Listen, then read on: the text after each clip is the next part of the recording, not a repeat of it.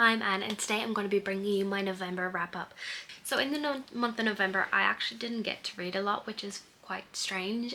November was quite a busy month for me, and I did spend a lot of time reading one big chunky book that I ended up DNFing halfway through, which was sad. So that book was Johnathan Strange and Mr. Norrell. This is about a 1009 page book, and I got to about 450 pages and I just ended up DNFing this story, unfortunately, which took up a lot of time and a lot of reading time in this month. But I just thought I would mention that. But the total of books completed, I read 6 full novels. The first book that I read this month was A Court of Sea and Storms by Daniela Mera and Elayna Gallea.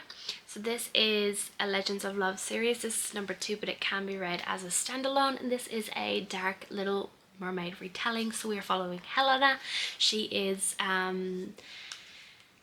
father, the king, wants to actually get her killed because she is going to end up taking over their land because she is the rightful heir, and she is actually going to turn out more powerful than her father. So he decides to hire Prince Eric, or Eric I should say, he's not a prince, the pirate Eric, to kill her. So we're following this dark fairy tale retelling of the Little Mermaid, and Elayna does lose her voice, and I did really enjoy this story. So I would give this story 4.5 to 5 stars. It was absolutely amazing. I really loved it. It is a dark, atmospheric sort of story. It is all pretty much set on a ship because Eric is a pirate, so he is on a ship and he has taken Elayna, and the ruse to get her on the ship is that he is taking her to her uncle's where she is going to live because her father wants to send her there.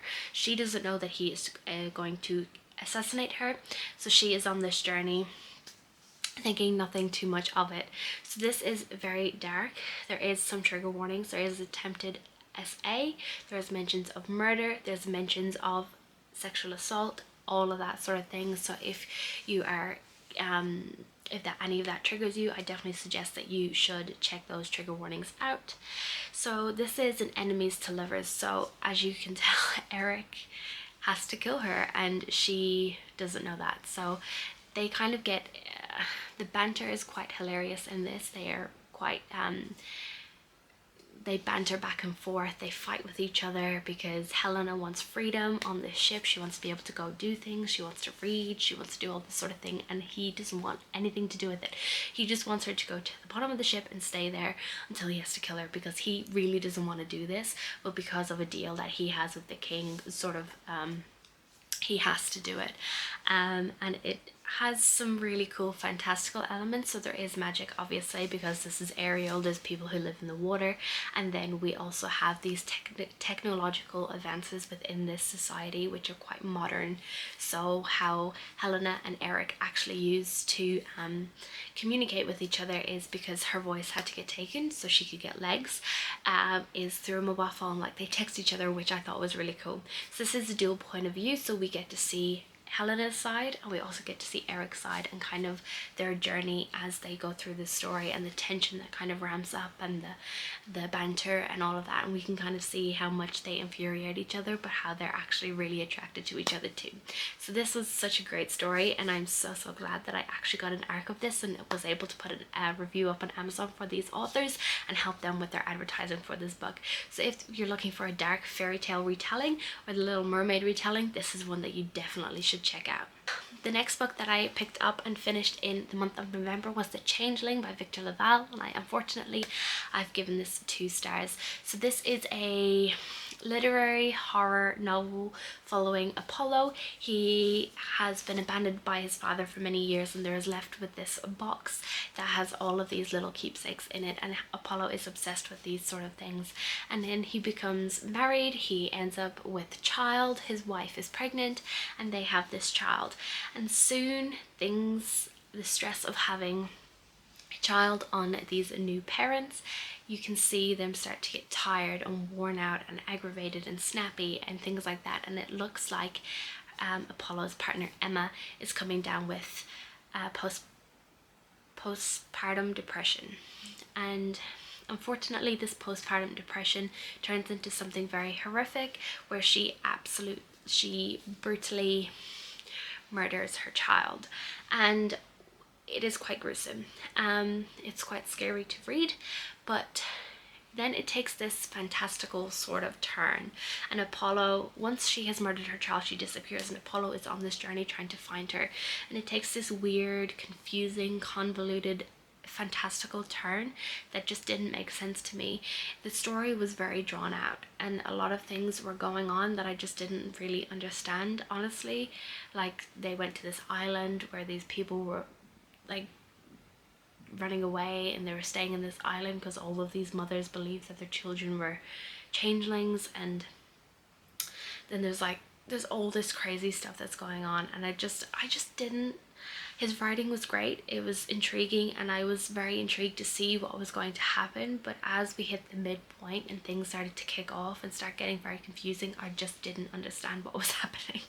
So unfortunately, I did have to give this one 2 stars. This is a novel that has been highly acclaimed, and it's been on all of the best sci-fi and fantasy books of the past 10 years, and everyone has been recommending this book, and I didn't like it very much, which is unfortunate, but that is what it is. The next book that I finished was Miss Guild Archives by Leigh Ferguson.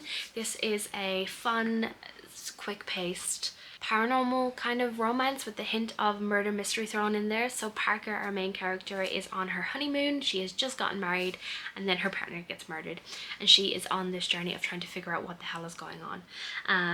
And some paranormal stuff starts to happen, so we learn that this is slightly a vampire romance, and we are on this journey of Parker trying to figure out what happened, and she is stuck on this island because she is the main suspect of her husband's murder.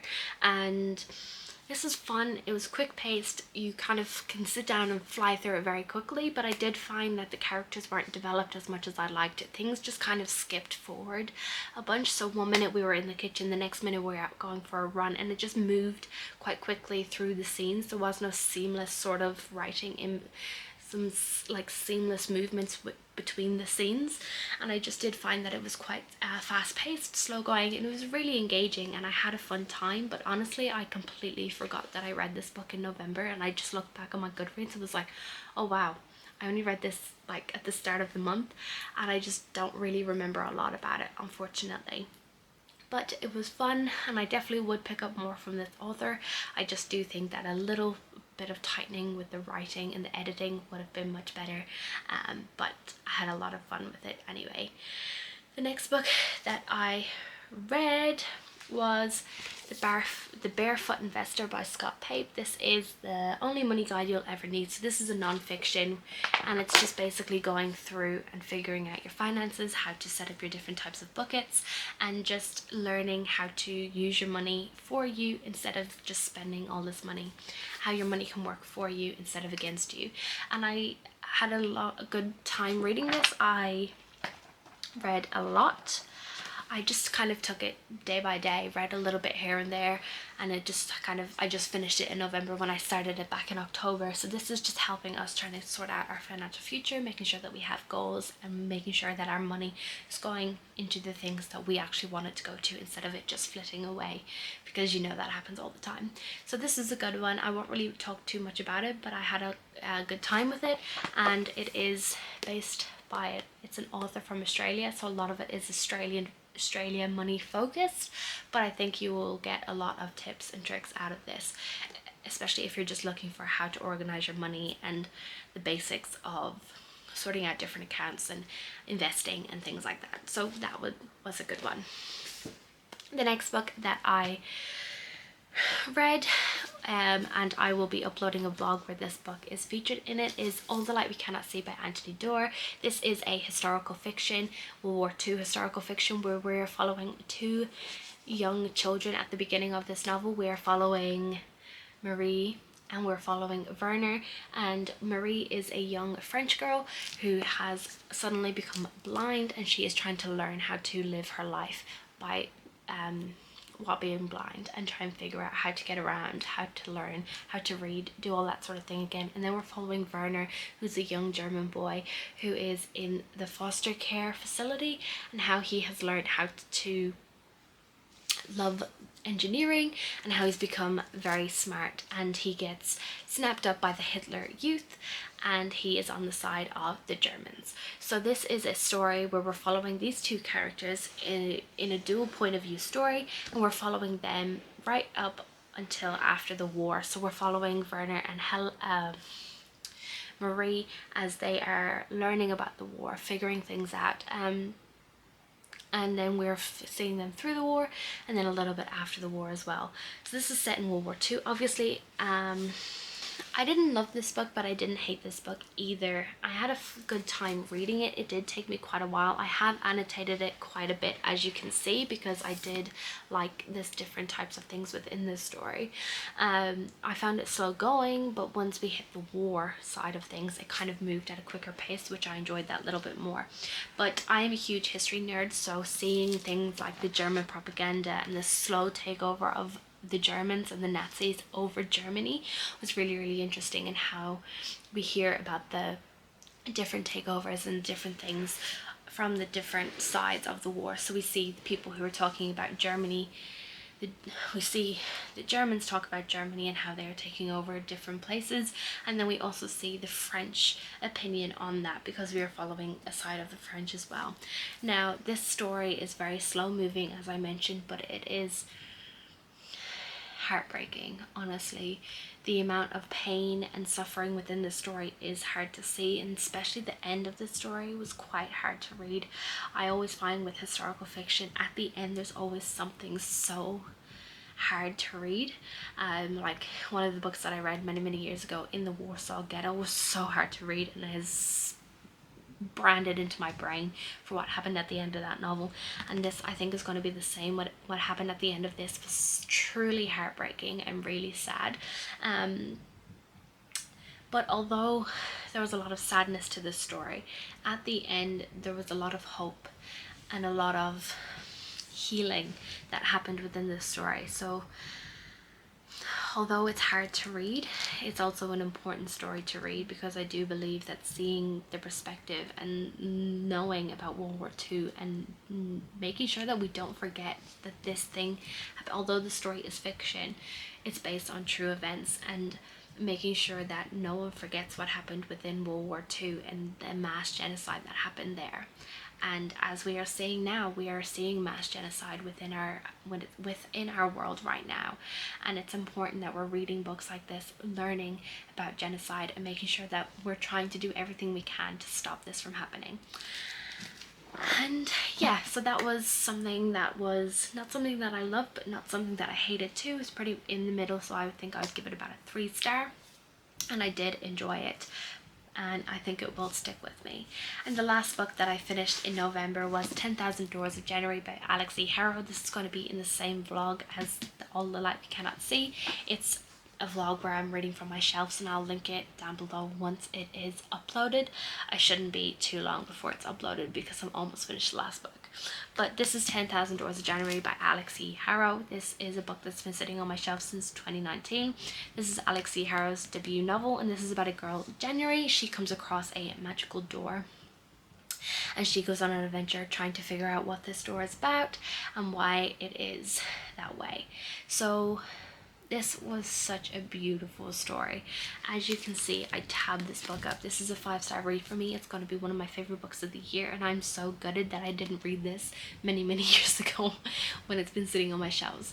But we're following January. She is a young mixed race young girl, and we are following her through her years, through her childhood and growing up into her teenage years, and how she is figuring out about these doors. And she comes across a book that is telling her a story about these books, and things start to connect. So she is left in the hands of a man named Mr. Locke, because her father is working for Mr. Locke, and he travels across the world finding artifacts for Mr. Locke. So this story explores things like racism and being wanted and feeling alone and belonging, and it was absolutely stunning. There are so many things that I just highlighted and quoted because the quotes are beautiful. For example, words and their meanings have weight in the world of matter, shaping and reshaping realities through a most ancient alchemy. And this is just showing a love for books, a love for reading, a love for escaping into these magical worlds, which is what we all do. This is why we're here reading stories, talking about books. We like to escape the world that we are in, and this is just an homage to that, and it's absolutely stunning and beautiful, and I loved it so much. There is some heartbreaking scenes in this that really gutted me, but the ending was just so beautiful and so inspiring, and I absolutely cannot wait to pick up more from Alix E. Harrow. So that is a short and sweet November wrap up, but I hope you enjoyed. And let me know in the comments below if you read any of these books, or if you think that I would like any other type of book that kind of is similar to any of the books that I really enjoyed in this video. But if you like this video, make sure you give it a like and subscribe if you want to see more from me today. But thanks guys, bye.